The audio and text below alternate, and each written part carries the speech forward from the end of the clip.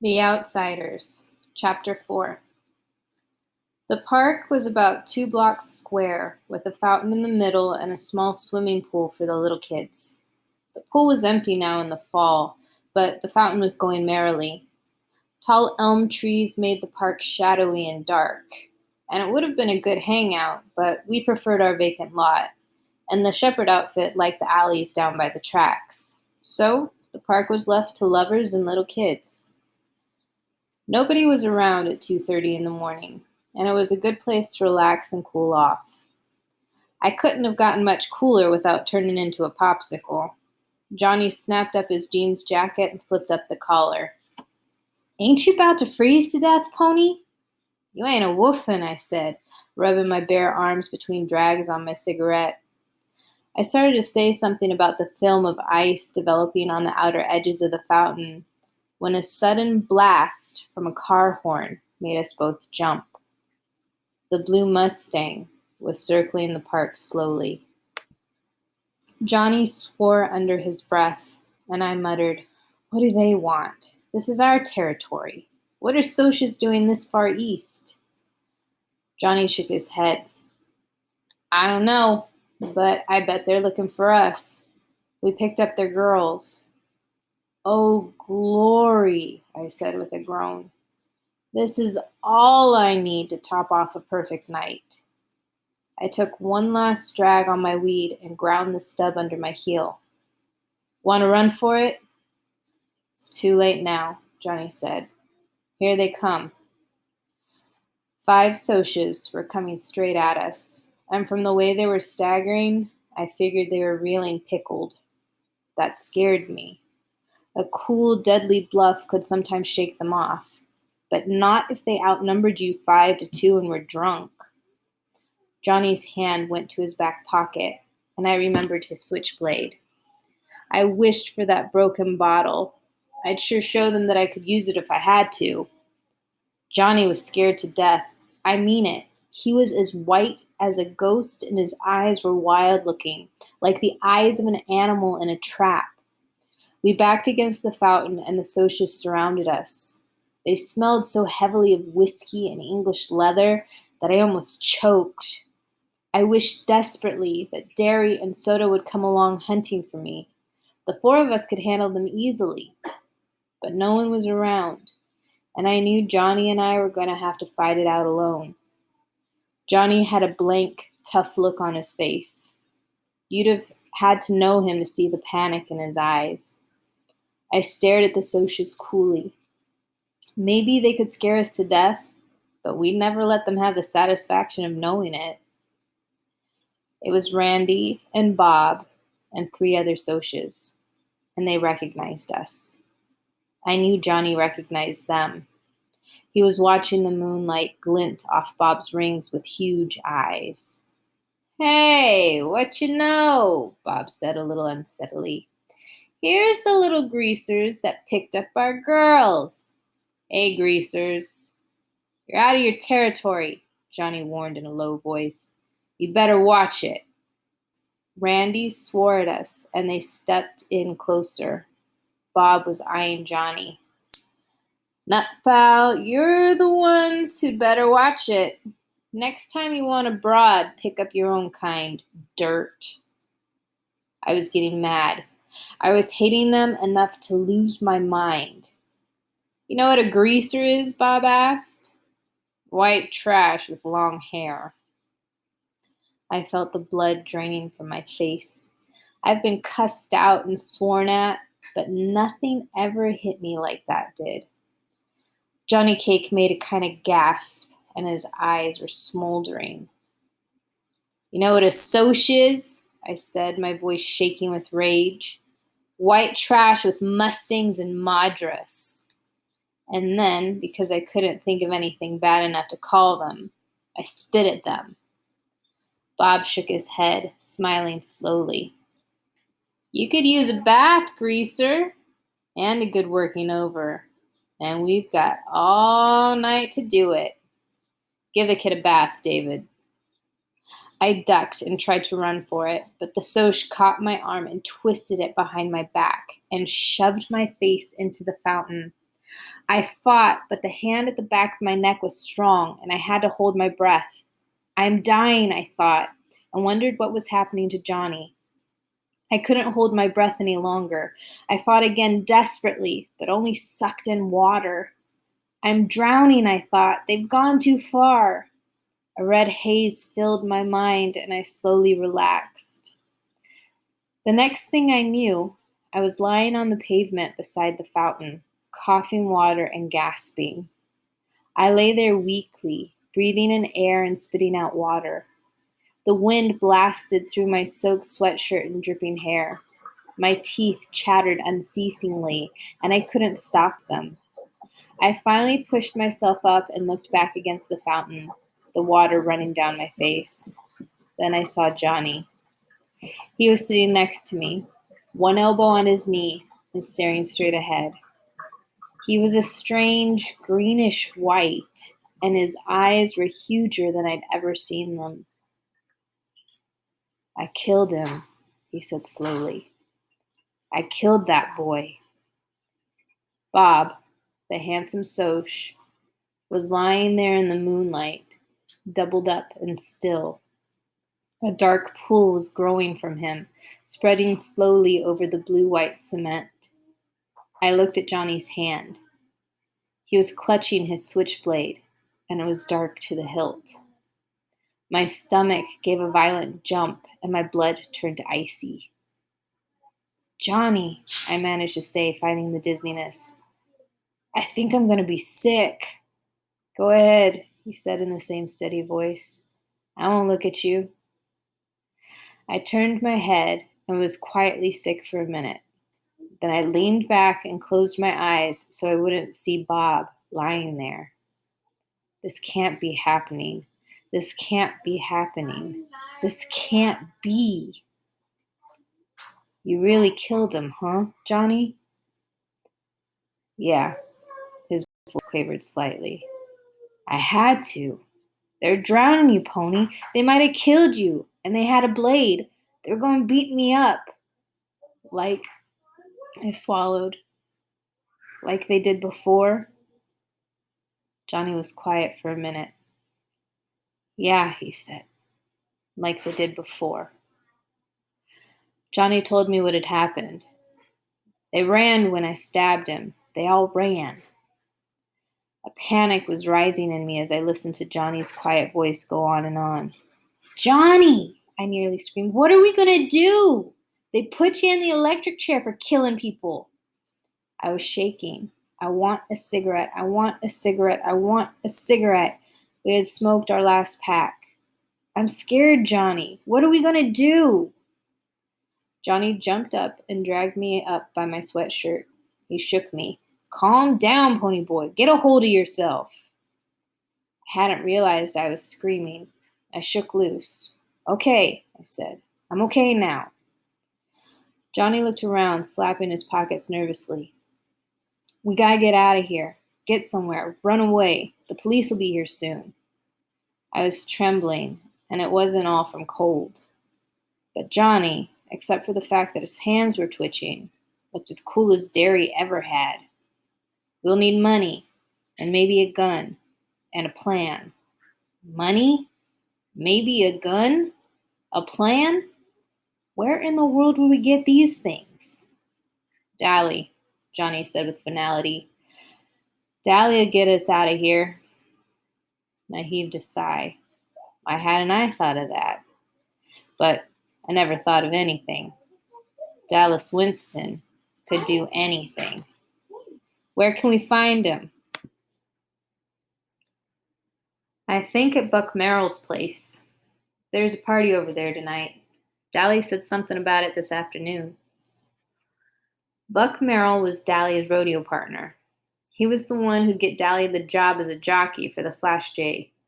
Buck raised a few quarter horses and made most of his money on fixed races and a little bootlegging. I was under strict orders from both Derry and Soda not to get caught within 10 miles of his place, which was dandy with me. I didn't like Buck Merrill. He was a tall, lanky cowboy with blonde hair and buck teeth.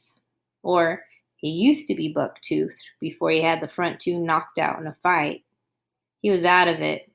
He dug Hank Williams. How gross can you get? Buck answered the door when we knocked, and a roar of cheap music came with him. The clinking of glasses, loud, rough laughter, and female giggles, and Hank Williams. It scraped on my raw nerves like sandpaper. A can of beer in one hand, Buck glared down at us. What do you want? Dally, Johnny gulped, looking back over his shoulder. We gotta see Dally.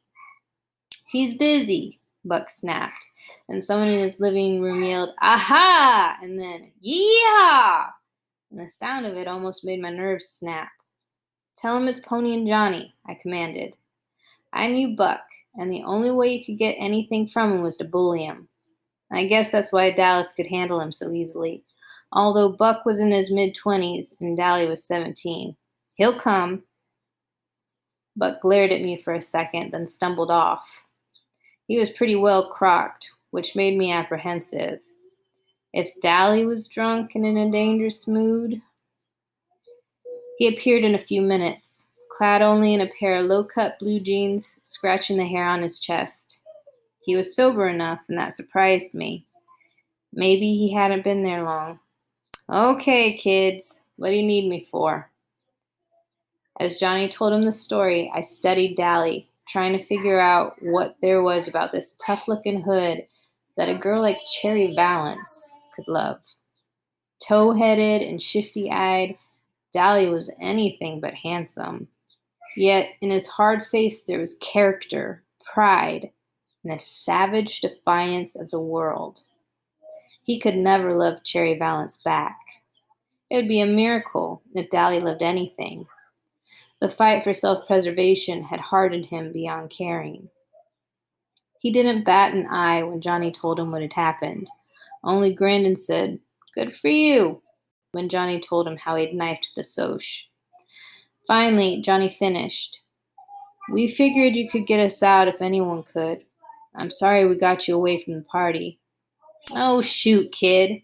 Dally glanced contemptuously over his shoulder. I was in the bedroom. He suddenly stared at me. Glory, but your ears can get red, pony boy. I was remembering what usually went on in the bedrooms at Buck's parties. Then Dally grinned in amused realization. It wasn't anything like that, kid. I was asleep, or trying to be, with all this racket. Hank Williams. He rolled his eyes and added a few adjectives after Hank Williams. Me and Shepard had a run-in and I cracked some ribs. I just needed a place to lay over. He rubbed his thigh ruefully. Old Tim sure can pack a punch. He won't be able to see out of one eye for a week. He looked us over and sighed. Well, wait a sec and I'll see what I can do about this mess. Then he took a good look at me. Pony boy, are you wet? Yes, I stammered through chattering teeth. Glory, hallelujah! He opened the screen door and pulled me in, motioning for Johnny to follow. You'll die of pneumonia before the cops ever get you. He half dragged me into an empty bedroom, swearing at me all the way. Get that sweatshirt off. He threw a towel at me. Dry off and wait here. At least Johnny's got his jeans jacket. You ought to know better than to run away in just a sweatshirt, and a wet one at that. Don't you ever use your head? He sounded so much like Derry that I stared at him. He didn't notice and left us sitting on the bed. Johnny lay back on it. Wish I had me a weed. My knees were shaking as I finished drying off, sitting there in my jeans. Dally appeared after a minute. He carefully shut the door. Here. He handed us a gun and a roll of bills. The gun's loaded. For Pete's sakes, Johnny, don't point the thing at me. Here's $50. That's all I could get out of Merrill tonight. He's blowing his loot from that last race. You might have thought it was Dally who fixed those races for Buck, being a jockey and all. But it wasn't. The last guy to suggest it lost 3 teeth. It's the truth. Dally rode the ponies honestly and did his best to win. It was the only thing Dally did honestly. Pony, do Derry and Soda Pop know about this? I shook my head. Dally sighed. Boy, howdy. I ain't itching to be the one to tell Derry and get my head busted. Then don't tell him, I said. I hated to worry Soda Pop and would have liked to let him know I'd gotten this far okay. But I didn't care if Derry worried himself gray-headed. I was too tired to tell myself I was being mean and unreasonable. I convinced myself it wouldn't be fair to make Dally tell him. Derry would beat him to death for giving us the money and the gun and getting us out of town. Here. Dally handed me a shirt about 60 million sizes too big. It's Buck's. You and him ain't exactly the same size, but it's dry. He handed me his worn brown leather jacket with the yellow sheep's wool lining. It'll get cold where you're going, but you can't risk being loaded down with blankets. I started buttoning up the shirt. It about swallowed me. Hop the 315 freight to Winn-Dixierville, Dally instructed. There's an old abandoned church on top of Jay Mountain. There's a pump in back, so don't worry about water. Buy a week's supply of food as soon as you get there, this morning, before the story gets out. And then don't so much as stick your noses out the door. I'll be up there as soon as I think it's clear. Man, I thought New York was the only place I could get mixed up in a murder rap. At the word murder, Johnny made a small noise in his throat and shuddered. Dally walked us back to the door, turning off the porch light before we stepped out. Get going! He messed up Johnny's hair. Take care, kid, he said softly. Sure, Dally. Thanks. And we ran into the darkness. We crouched in the weeds beside the railroad tracks, listening to the whistle grow louder. The train slowed to a screaming halt. Now, whispered Johnny. We ran and pulled ourselves into an open boxcar. We pressed against the side, trying to hold our breath while we listened to the railroad workers walk up and down outside. One poked his head inside, and we froze. But he didn't see us, and the boxcar rattled as the train started up. The first stop will be Winn-Dixierville, Johnny said, laying the gun down gingerly. He shook his head. I don't see why he gave me this. I couldn't shoot anybody. Then, for the first time, really, I realized what we were in for. Johnny had killed someone. Quiet, soft-spoken little Johnny, who wouldn't hurt a living thing on purpose, had taken a human life. We were running away, with the police after us for murder and a loaded gun by our side. I wished we'd asked Dally for a pack of cigarettes. I stretched out and used Johnny's legs for a pillow. Curling up, I was thankful for Dally's jacket. It was too big, but it was warm. Not even the rattling of the train could keep me awake, and I went to sleep in a hoodlum's jacket with a gun lying next to my hand. I was hardly awake when Johnny and I leaped off the train into a meadow. Not until I landed in the dew and got a wet shock did I realize what I was doing. Johnny must have woke me up and told me to jump, but I didn't remember it. We lay in the tall weeds and damp grass, breathing heavily. The dawn was coming. It was lightening the sky in the east, and a ray of gold touched the hills.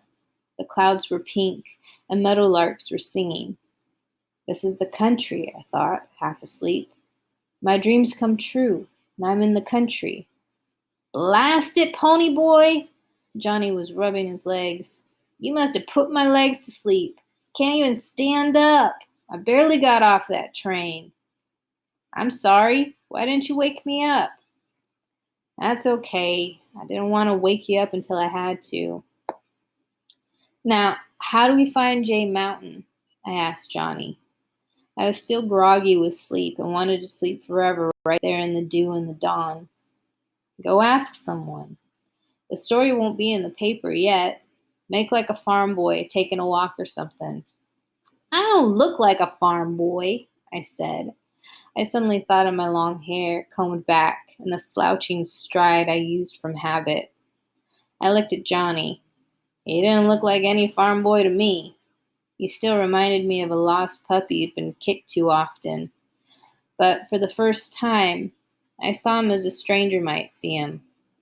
He looked hard and tough because of his black t-shirt and his blue jeans and jacket, and because his hair was heavily greased and so long.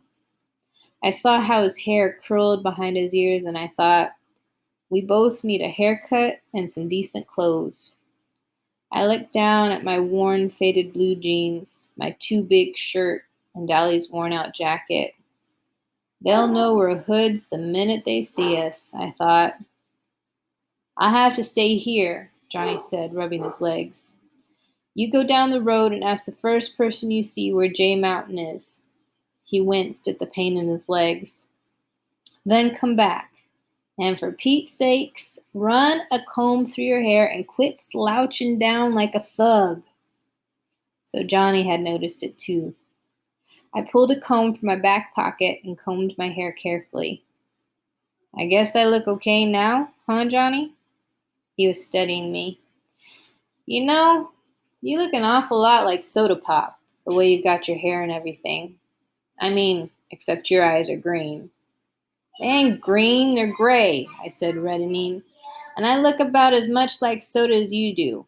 I got to my feet. He's good looking. Shoot, Johnny said with a grin. You are too. I climbed over the barbed wire fence without saying anything else. I could hear Johnny laughing at me, but I didn't care. I went strolling down the red dirt road, hoping my natural color would come back before I met anyone. I wonder what Derry and Soda Pop are doing now, I thought, yawning. Soda had the whole bed to himself for once. I bet Derry's sorry he'd ever hit me. He'll really get worried when he finds out Johnny and I killed that Soch. Then, for a moment, I pictured Soda Pop's face when he heard about it. I wish I was home, I thought absently. I wish I was home and still in bed. Maybe I am. Maybe I'm dreaming. It was only last night that Dahlia and I had sat down behind those girls at the nightly double. Glory, I thought, with a bewildering feeling of being rushed. Things are happening too quick, too fast. I figured I couldn't get into any worse trouble than murder. Johnny and I would be hiding for the rest of our lives.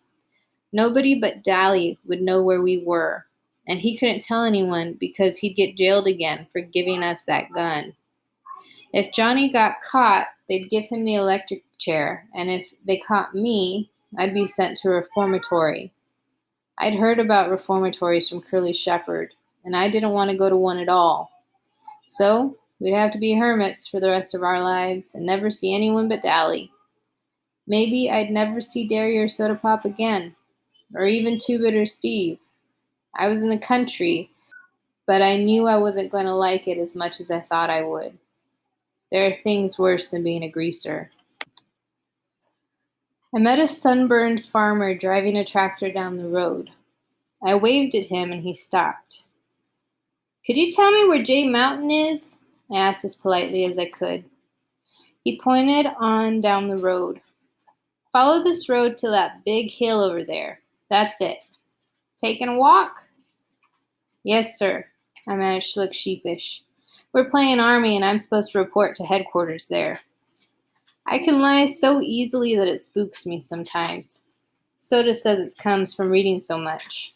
But then, Two-Bit lies all the time too, and he never opens a book. Boys will be boys, the farmer said with a grin, and I thought dully that he sounded as corn pony as Hank Williams. He went on, and I walked back to where Johnny was waiting. We climbed up the road to the church, although it was a lot farther away than it looked. The road got steeper with every step. I was feeling kind of drunk. I always do when I get too sleepy. And my legs got heavier and heavier. I guess Johnny was sleepier than I was. He had stayed on the train to make sure we got off at the right place. It took us about 45 minutes to get there. We climbed in a back window. It was a small church, real old and spooky and spiderwebby. It gave me the creeps. I'd been in church before. I used to go all the time, even after Mom and Dad were gone. Then one Sunday, I talked Soda into coming with Johnny and me. He didn't want to come unless Steve did, and Two-Bit decided he might as well come too. Dally was sleeping off a hangover, and Derry was working. When Johnny and I went, we sat in the back, trying to get something out of the sermon and avoiding the people because we weren't dressed so sharp most of the time. Nobody seemed to mind, and Johnny and I really liked to go. But that day, well, Soda can't sit still long enough to enjoy a movie, much less a sermon. It wasn't long before he and Steve and Two-Bit were throwing paper wads at each other and clowning around. And finally, Steve dropped a hymn book with a bang. Accidentally, of course. Everyone in the place turned around to look at us, and Johnny and I nearly crawled under the pews. And then Two-Bit waved at them. I hadn't been to church since. But this church gave me a kind of creepy feeling. What do you call it? Premonition? I flopped down on the floor and immediately decided not to do any more flopping. The floor was stone and hard. Johnny stretched out beside me, resting his head on his arm. I started to say something to him, but I went to sleep before I could get the words out of my mouth. But Johnny didn't notice. He was asleep too.